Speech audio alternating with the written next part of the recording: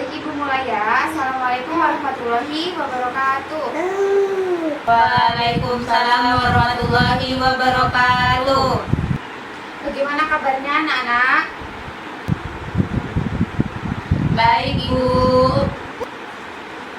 Sudah berdoa belum? Belum, Bu. Belum ya. Jadi sebelum belajar, mari kita sama-sama berdoa. Berdoa mulai.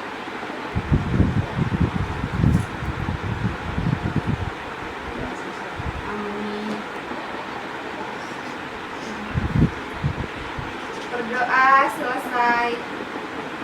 Jadi sebelum masuk pelajaran, mari Ibu absen dulu ya. Bunda Puspita, Adit. Arin Fitriansky. Adit.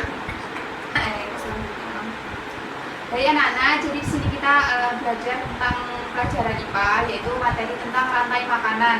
Ada yang tahu apa itu rantai makanan? Enggak, Bu. Nggak tahu ya.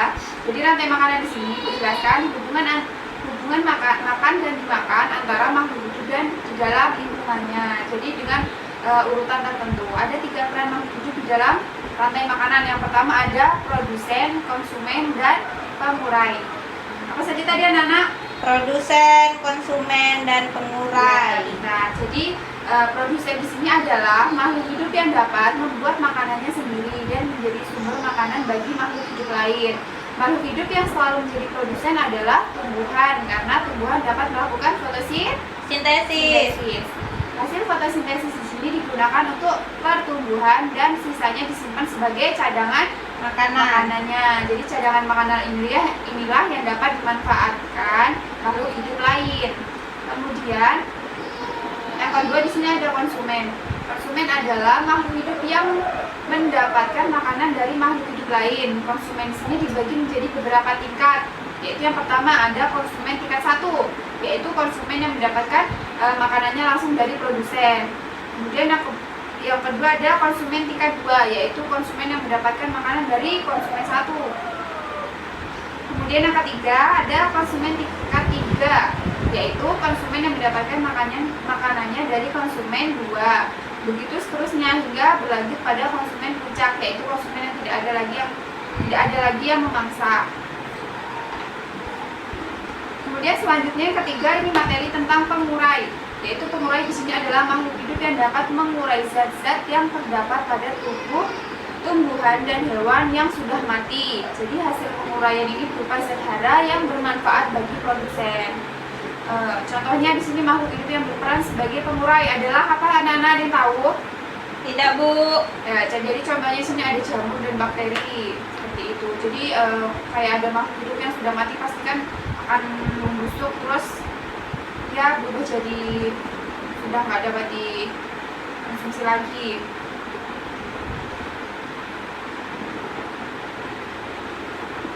Kemudian pada gambar rantai makanan, tanaman yang berperan sebagai produsen yaitu belalang berperan sebagai konsumen 1. Itu contohnya tadi belalang itu yang berperan sebagai konsumen 1. Kemudian selanjutnya katak berperan sebagai konsumen 2. Jadi ular berperan sebagai konsumen 3. Jadi kemudian elang berperan sebagai konsumen 4 atau konsumen puncaknya, atau itu sudah nggak bisa dihitung lagi. Dan jamur berperan sebagai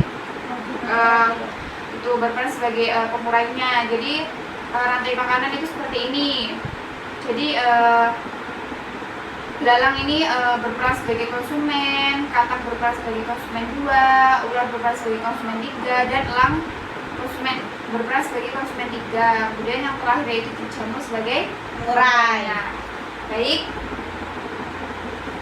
mungkin itu tadi ya Ibu dapat jelaskan. Nanti Ibu kasih tugas ya.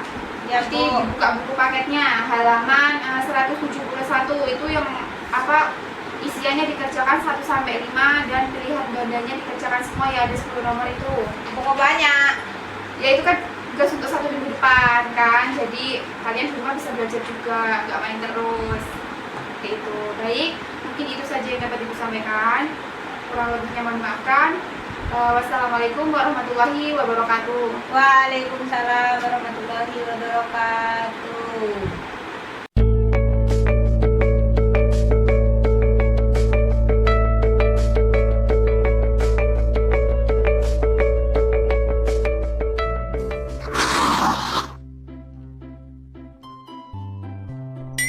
Rantai makanan.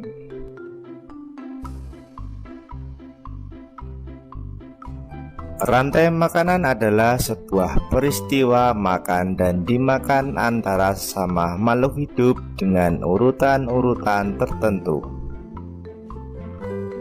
Dalam suatu rantai makanan terdapat makhluk hidup yang mempunyai peran sebagai produsen, konsumen, dan sebagai dekomposer atau pengurai. Mari kita simak gambar berikut ini.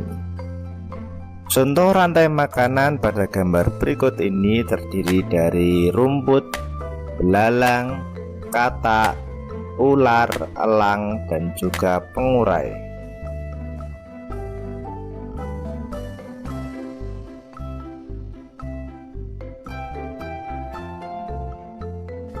Rumput disebut sebagai produsen. Kemudian rumput akan dimakan oleh belalang yang disebut sebagai konsumen primer atau konsumen tingkat pertama.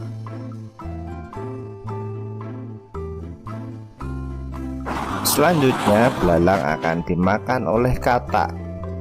Katak disebut sebagai konsumen tingkat 2 atau konsumen sekunder.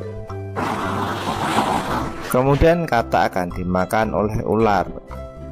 Ular sebagai konsumen ketiga. Selanjutnya ular akan dimakan oleh burung elang. Burung elang sebagai konsumen keempat.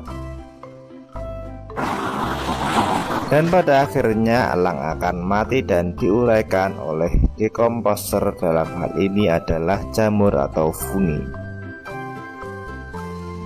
Kemudian sisa dari elang yang telah diuraikan oleh jamur akan diserap oleh rumput. Rantai makanan menjadi jalur masuk aliran energi bagi makhluk hidup.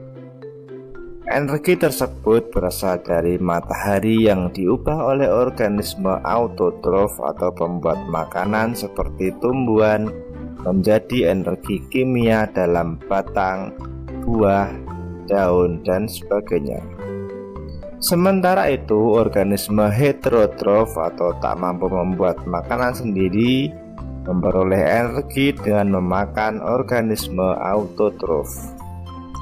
Dalam suatu ekosistem umumnya tidak hanya terdiri dari satu rantai makanan, akan tetapi banyak rantai makanan. Dan dari beberapa rantai makanan inilah disebut dengan jaring-jaring makan. Mari perhatikan gambar berikut ini. Tanaman padi akan dimakan oleh tikus, belalang, dan juga ulat.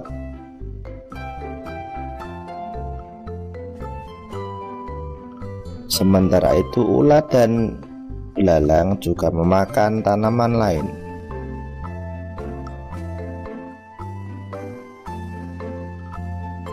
Kemudian ulat dan belalang akan dimakan oleh ayam.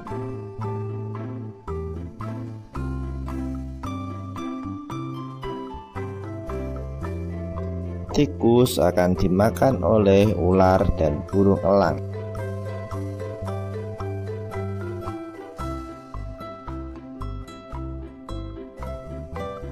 Belalang dan ulat akan dimakan oleh katak.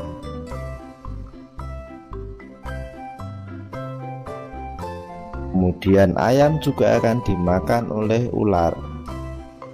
Selain ular, ayam juga akan dimakan oleh burung elang. Inilah yang dinamakan dengan jaring-jaring makanan. Jadi jaring-jaring makanan itu terdiri dari beberapa rantai makanan yang saling berkesinambungan.